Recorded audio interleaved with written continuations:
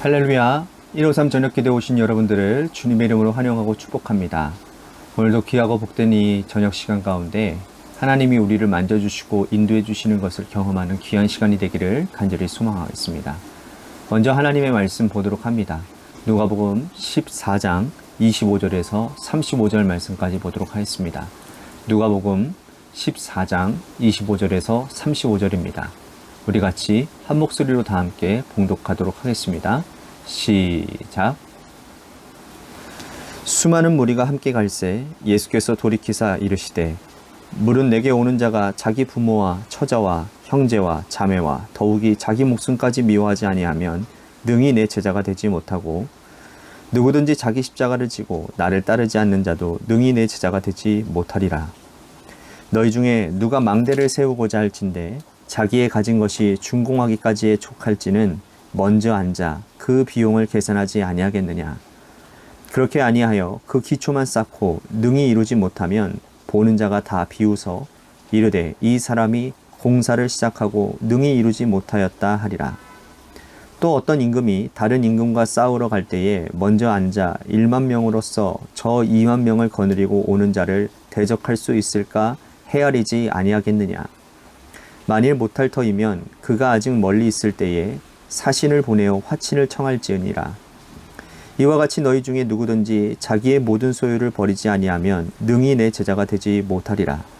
소금이 좋은 것이나 소금도 만일 그 맛을 잃으면 무엇으로 짜게 하리요. 땅에도 거름에도 쓸데없어 내버리느니라.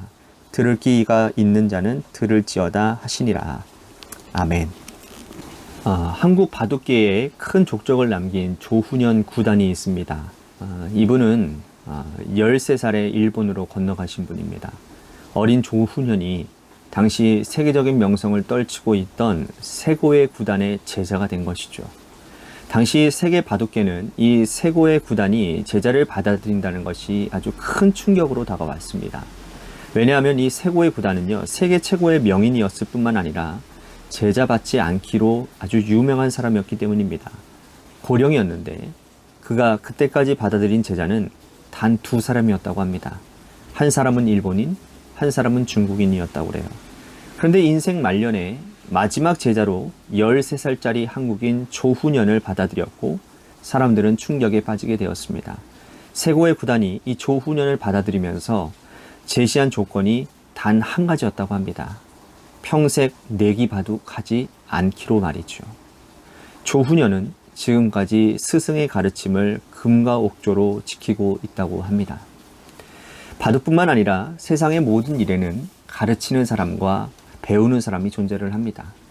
스승과 제자의 관계인 것이죠. 스승은 제자를 가르치기 위해 혼신의 열정을 쏟습니다. 심혈을 기울여서 제자를 가르치고 모든 것을 전수하지요. 그런데 반드시 지켜야 될 조건이 있습니다. 그 조건은 바로 분야를 따라 사람을 따라 다를 것입니다. 만약 제자가 스승에게 배우기를 시작하면서 스승이 제시한 조건에 충족시키지 못할 때에는 쫓겨나는 것도 감수해야 되는 것이죠. 오늘 본문에서 예수님은 제자가 되기 위해서는 안 되는 일들을 말씀하고 있습니다.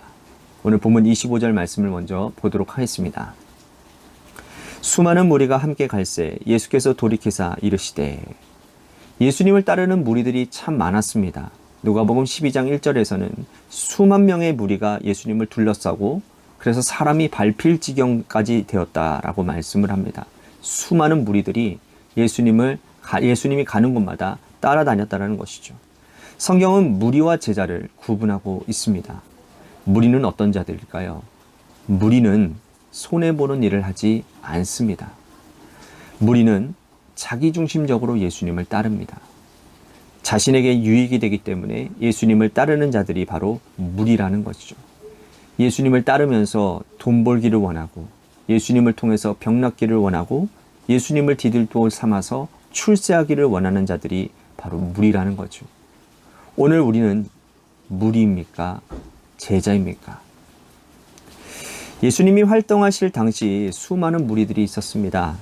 그런데 주님은 알고 계셨습니다. 수많은 무리가 하나님 나라에 합당한 진정한 제자들이 아니라는 것을 알고 계셨죠. 오늘날 교회 공동체에도 많은 사람들이 있습니다. 모두 그런데 제자일까요? 그렇지 않습니다. 무리가 더 많습니다. 오히려 대다수가 무리일지도 모르겠습니다. 교세를 자랑하고 성도들의 머릿수를 자랑하는 교회들 많지만 모두 제자가 아닌 자기중심적인 무리만 만들어내는 교회가 아닌지 생각해 봐야 할 것입니다. 그렇다면 예수님은 어떤 사람을 제자로 인정하시는 걸까요?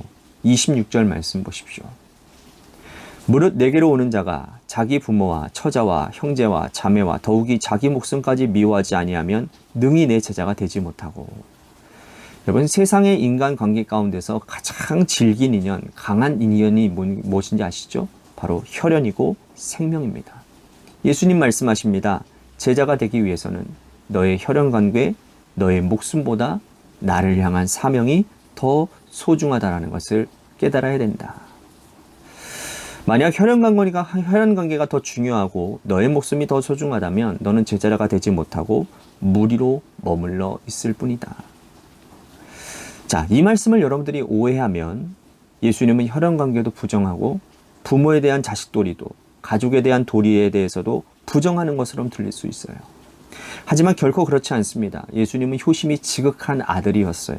십자가에 달려 돌아가시면서도 어머니 마리아에게 부탁한 사람입니다. 예수님은 효성이 아주 지극한 사람이었어요. 예수님이 하시는 말씀은 바로 배제하라는 게 아니라 우선순위를 말씀하고 있는 겁니다. 하나님 나라와 혈연관계가 충돌을 일으킬 때 우리는 어디에 서야 될 것인지를 묻고 있다는 것이죠. 모름지기 제자는 하나님 나라의 가치가 인생 최고의 가치가 되어야 합니다. 그렇지 않으면 우리는 어떤 일이 있어도 무리에 머물 뿐이지 제자가 되지 못하는 거예요. 여러분들은 어떻습니까? 여러분들의 마음에 최우선순위가 하나님께서 기뻐하시는 일 맞습니까? 그렇게 되기를 간절히 바라겠습니다. 두 번째 조건은 27절 말씀입니다. 누구든지 자기 십자가를 지고 나를 따르지 않는 자도 능히 내 제자가 되지 못하리라. 십자가를 지고 예수님을 따르는 자라야 능히 제자가 될 수 있다고 말씀을 해요. 예수님께서 이 땅에 오신 이유는 뭡니까? 십자가였습니다. 예수님이 이 땅에 오신 목적은 인류의 구원이었고 그 방법으로 주님은 십자가를 지기로 골고다 언덕에 오르신 것이죠.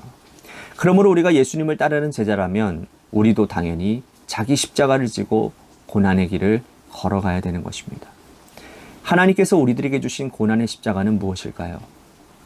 영혼 구원을 위한 십자가, 생명을 향하여 빛과 소금의 역할을 감당하는 십자가, 하나님께서 기뻐하시는 일을 거룩한 영적 부담감을 붙들고 살아가는 십자가, 그 십자가는 평생 나에게 거룩한 영적 부담감을, 내 영혼을 짓누르게 될 것입니다.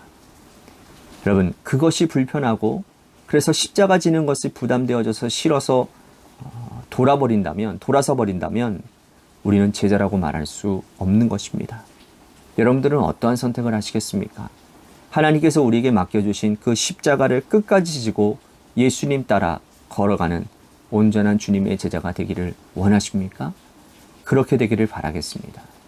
세 번째 조건은 33절 말씀을 보십시오. 이와 같이 너희 중에 누구든지 자기의 모든 소유를 버리지 아니하면 능히 내 제자가 되지 못하리라. 자, 예수님은 소유를 버려야 제자가 될 수 있다고 말씀을 합니다. 소유는 가지는 것을 말하는 것이죠. 소유를 많이 가지면 가질수록 우리는 든든하다고 생각합니다. 그리고 믿을 구석이 생겨요. 가진 것이 많으면 굳이 예수님을 따르지 않고 충분히 살 수 있다라고 생각을 합니다. 그러므로 소유는 다른 말로 옮긴다면 믿는 구석이에요. 믿는 구석. 많은 사람들은 믿는 구석을 의지하고 예수님을 따르지 않습니다. 믿을 만한 사람, 믿을 만한 권력, 믿을 만한 지위, 믿을 만한 물질, 그건 믿고 주님 따르지 않으면 그 사람은 제자가 될 자격이 없다라는 거예요. 모름지기 예수님을 따르는 자들은 소유를 다 잃는다 할지라도 낙심하지 않고 주님 한 분만을 의지한다라는 거예요. 소유가 아닌 주님 따르는 자가 바로 진정한 제자라고 할 수 있다라는 겁니다. 어떻게 보면 오늘 말씀은, 이 말씀을 듣는 여러분들에게는 굉장히 버거운 말씀일 수도 있습니다. 하루하루 살아가는 것만으로도 하나님의 은혜라고 고백하는 사람들이 참 많을 텐데, 그런데 제자가 되기 위한 조건을 들으니 여러분 숨이 꽉 막히시죠? 그런데 여러분 그거 아십니까? 주님 사랑하면 이 일들이 가능해집니다. 주님을 사랑하지 못하기 때문에, 주님보다 더 사랑하는 어떤 대상이 있기 때문에, 어떤 것이 있기 때문에 우리는 제자의 길을 가는 것이 주저하게 되어지고 망설여지게 되는 것이죠. 가장 중요한 것은 주님을 사랑하는 겁니다. 여러분, 우리는 입술로만 주님 사랑한다고 고백하지 결정적일 때는 주님 사랑하지 못하는 것이 우리의 연약함 아니겠습니까? 저와 여러분들의 문제 아니겠습니까? 오늘 다시 한번 주님의 십자가의 사랑을 묵상하는 시간이 되었으면 좋겠습니다. 그분이 내가 누구라고, 나랑 전혀 상관이 없는 그 예수 그리스도께서 하나님의 그 명령을 따라 십자가에 달려 우리를 구속하시기 위해 자기 목숨을 내어버리며 죽으셨냐라는 거예요. 그것이 나에게 큰 은혜로 다가오고 그것이 나에게 큰 사랑으로 다가온다면 나도 그 십자가 지는 일이 결코 어려운 일은 아니라는 거예요. 주님 사랑하기 때문에. 오늘 말씀을 생각하면서 우리 같이 기도했으면 좋겠습니다. 사랑의 하나님, 언제나 주님 사랑으로 의지하고 살아가오니 주님 닮은 제자가 되게 하여 주시고 항상 주님의 은혜에 머무는 인생이 되게 하여 주시옵소서라고 오늘 말씀을 생각하면서 우리 같이 기도했으면 좋겠습니다. 또 한 가지 우리 관악교회를 위해서 기도했으면 좋겠습니다. 제가발 가운데 놓여져 있는 주님의 교회를 붙들어 주시고 또한 하나님의 교회가 주님 사랑하는 사람들이 넘쳐나서 주님을 위해 목숨까지 우리의 모든 것을 다 내어드릴 수 있는 그러한 헌신이 넘쳐나는 그런 우리 관악교회가 되도록 인도해달라고 우리 같이 기도했으면 좋겠습니다. 또 한 가지 육신의 질병으로 고통당하는 자들을 위해서 또한 우리 고3 수험생인 한유진 학생을 위해서 여러분들 기도해 주시고 마지막으로 여러분들의 삶의 자리와 여러분들의 자녀들을 위해서 기도하시다가 시간 돌아가시기를 바랍니다. 노래 끝날 때까지 우리 합심해서 함께 기도하며 나아가기를 소망하겠습니다. 기도하시겠습니다.